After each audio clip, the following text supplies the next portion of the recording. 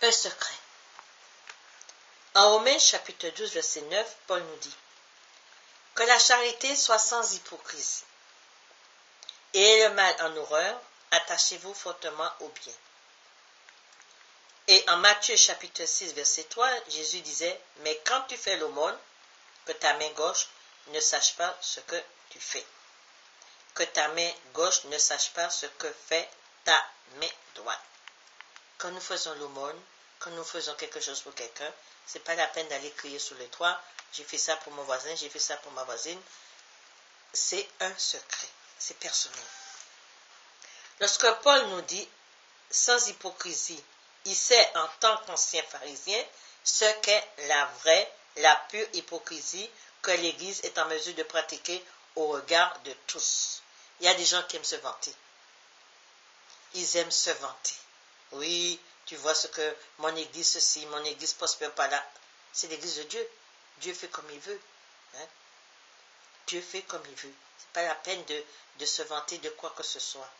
C'est pas la peine de dire oui, un tel m'a donné ci, un tel m'a donné. C'est un secret. C'est personnel. S'il y a des bien-aimés qui donnent des choses au pasteur, ça doit rester entre les bien-aimés et le pasteur. Les autres n'ont pas besoin de savoir. Il y a des pasteurs qui montent sur la chair, oui, la sœur un tel, le frère un tel m'a donné ceci pour l'église. Non, c'est personnel. C'est très secret. Jésus nous parlait de discrétion en disant que ta main gauche ne sache pas ce que fait ta droite. Et il rajoutait plus loin que, afin que ton aumône se fasse en secret et ton Père qui voit dans le secret te le rendra. Alléluia! Ton Père qui voit dans le secret te le rendra. As-tu en ton cœur un esprit pharisaïque ou est-ce l'esprit de notre Seigneur qui dirige ta vie? Est-ce que l'esprit de Dieu dirige ta vie?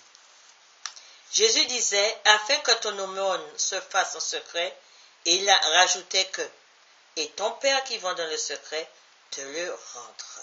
Si tu fais du bien partout et que tu le cries sur les toits, que pourra donc te rendre ton Dieu?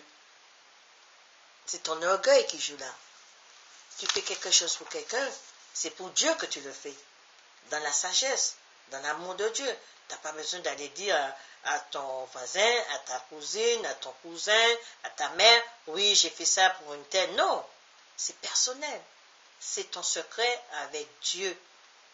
Si tu réagis ainsi, tu seras au service de la vanité et la vanité deviendra alors ton Dieu avec un petit d. Et la vanité ne pourra te rendre que de la vanité. Tout est vanité et de l'orgueil que tu auras dans ton cœur. Jésus disait des pharisiens qu'ils étaient comme des sépulcres blanchis, beaux au dehors et pleins d'ossements desséchés à l'intérieur, en Matthieu chapitre 23, verset 27. Restons humbles, bien-aimés. Restons humbles de cœur, quoi que nous fassions, faisons-le pour la gloire de notre Seigneur Jésus. Faisons tout pour la gloire de notre Seigneur Jésus et non pour en être vu. Ne donnez pas toute la vue à qui que ce soit.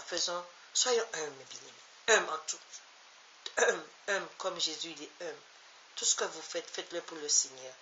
Vous faites quelque chose pour le voisin, pour la voisine, pour quelqu'un, un bien-aimé, une bien-aimée. Quelqu'un vous appelle et puis vous demande un conseil, quelque chose. Vous n'avez pas besoin de le dire aux autres. Ça doit être entre vous et Dieu, dans le secret. Alléluia. Soyez bénis. Vos bénis.